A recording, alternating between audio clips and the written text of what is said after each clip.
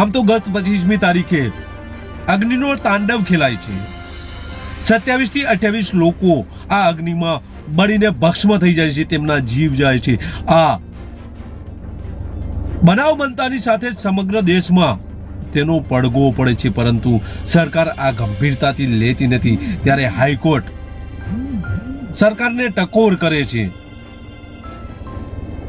આ અગ્નિકાંડમાં મૃત્યુ પામેલા 7 થી 8 લોકોના મૃતદેહના ડીએનએ ટેસ્ટમાં રિપોર્ટ આવી જતા તેમને તે પરિવારજનોને સોંપી દેવામાં આવ્યા છે અને પોલીસે 3 આરોપીઓની ધરપકડ કરી દેવામાં આવી છે, તેની આજે વાત કરવી છે।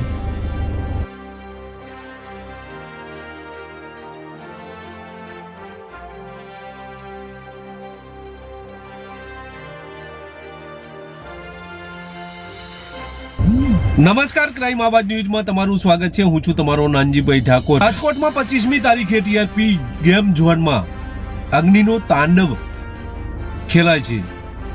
આ અગ્નિકાંડમાં 27 લોકોના જીવ જાય છે। હાલ સુધીમાં 7 થી 8 ડીએનએ ટેસ્ટ થતા સેમ્પલ આવી ગયા છે। આ 7 થી 8 મૃતદેહો સત્તાવાર સોંપી દેવામાં આવ્યા છે પરિવારજનોને। હવે આ ગેમ ઝોનના અગ્નિકાંડના આરોપીઓની 3ની ધરપકડ કરવામાં આવી છે અને હાઈકોર્ટે પણ બીજા આરોપીઓને પકડવા માટે સરકારને ટકોર કરી છે કે શું બીજા આરોપીને પકડવા માટે તમને કંકોત્રી લખવી પડશે। 3 આરોપીઓ ઝડપાયા છે। આ આરોપીઓમાં નીતિન જૈન, યુવરાજસિંહ સોલંકી, રાહુલ રાઠોડ, આ 3 આરોપીઓને પોલીસે ઝડપી પાડ્યા છે। તેમના વિરુદ્ધ કાર્યવાહીની શરૂઆત થઈ ગઈ છે। આજે ગઈકાલે નામદાર કોર્ટમાં રજૂ કરવામાં આવ્યા હતા અને 14 દિવસના રિમાન્ડ માંગવામાં આવ્યા હતા।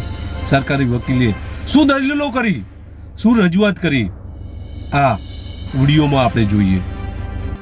આરોપીઓને ગઈકાલે ધરપકડ કરી, એક આરોપીની આજે વહેલી સવારે પોલીસે ધરપકડ કરી। તમામ આરોપીઓ તપાસમાં સહયોગ આપતા ન હોય પોલીસે 14 દિવસના વિશેષ તપાસ માટે પોલીસ કસ્ટડીની માંગણી સાથે આજરોજ 3 આરોપીઓને એફઆઈઆરમાં દર્શાવેલ 6 નામો પૈકીના 2 અને એક જે એફઆઈઆરમાં નામ નથી એવા નીતિન નામના આરોપીને 14 દિવસના પોલીસ કસ્ટડીના રિમાન્ડની માંગણી સાથે અદાલત સમક્ષ આજે 6:15 વાગે રજૂ કરેલા હતા।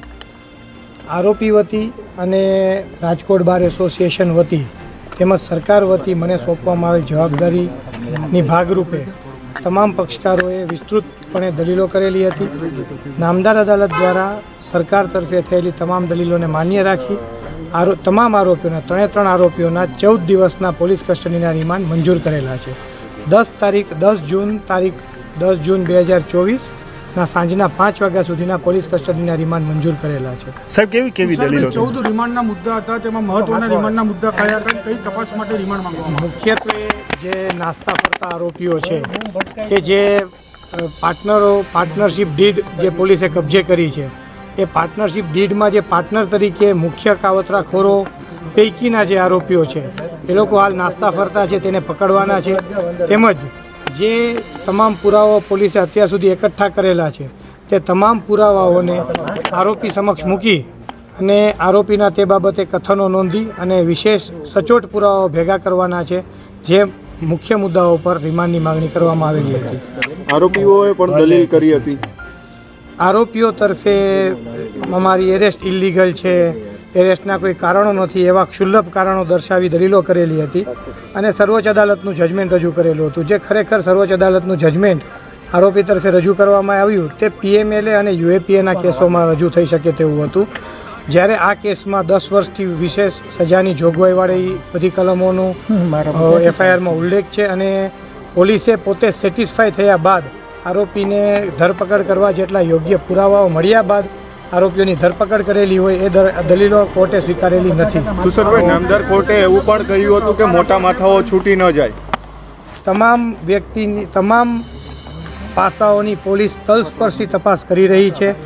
તપાસની વિશેષ હકીકતો એક પ્રોસિક્યુટર તરીકે હાલ જાહેર કરી શકાય નહીં, પરંતુ આપ વિશ્વાસ રાખો પોલીસ ખૂબ જ તલસ્પર્શી રીતે તમામ પાસાઓની તપાસ કરી રહી છે. આરોપીએ કોર્ટમાં મેજિસ્ટ્રેટ સમક્ષ કહ્યું પોલીસ જે પ્રશ્નના પૂછી રહી છે તેના જવાબ અમે યોગ્ય રીતે આપ્યા છે, પરંતુ બીજા જે પ્રશ્નો કરવામાં આવશે તેને પણ અમે સહકાર આપીશું તે વિશે એ આરોપીનું એક કથન જ દર્શાવે છે કે પહેલેથી સમજીને આવ્યા છે કે પોલીસને કઈ રીતે ગેરમાર્ગે દોરવી, પણ આ પોલીસ જે રીતે તપાસ કરી રહી છે તે આરોપીના ખોટા કથનોમાં આવશે નહીં. આરોપી અદાલતમાં પણ કઈ રીતે રોવાનું ખોટું નાટક કર્યું, આ બધા મિત્રો ત્યાં હાજર હતા. પહેલી વાર આરોપીએ રોવાનું નાટક કર્યું, થોડી વાર એને એ જ આરોપીના મોઢા ઉપર સ્મિત હતું અને એને દેખાડી દીધું કે કોર્ટમાં નાટક કેવી રીતે કરવું, રોઈને એને કોર્ટ જજની સિમ્પથી કેમ મેળવવી એ પણ પ્રયત્ન કર્યો. આના ઉપરથી એટલું નક્કી થઈ શકે કે આરોપી કેટલા રીઢા છે. મેજિસ્ટ્રેટે પણ ટાંક્યું છે કે જે મોટા માથાઓ છે તે બચી ના જાય તેનું પણ તકેદારી રાખવામાં આવે. તપાસ કરનાર અમલદાર તમામ પાસાઓની તલસ્પર્શી તપાસ કરી રહ્યા છે. કોઈને પણ બક્ષવામાં નહીં આવે.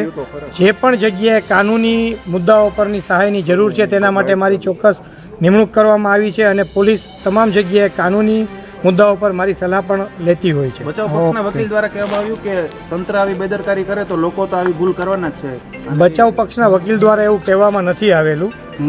બચાવ પક્ષના વકીલ દ્વારા તો એવું કહેવામાં આવેલું હતું કે આવું ભૂલ તો થાય, એનાથી શું આવી સાવ નિર્ભર રીતે આવી ખરાબ રીતે આ કહેવામાં હતું કે આવું તો બને, એમાં શું, આ હકીકત કહેવામાં આવી હતી. પોલીસે આ અગ્નિકાંડના 3 આરોપીઓની ધરપકડ કરી દીધી છે.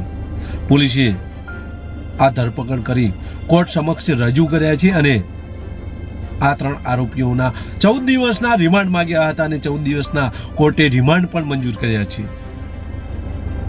આ મામલો ગુજરાત નામદાર હાઈકોર્ટમાં પણ છે. ગુજરાત હાઈકોર્ટ સરકારને ટકોરે છે કે શું બીજા આરોપીઓ ઝડપવા માટે તમને કંકોત્રી લખવી પડશે. આ બધું થાય છે.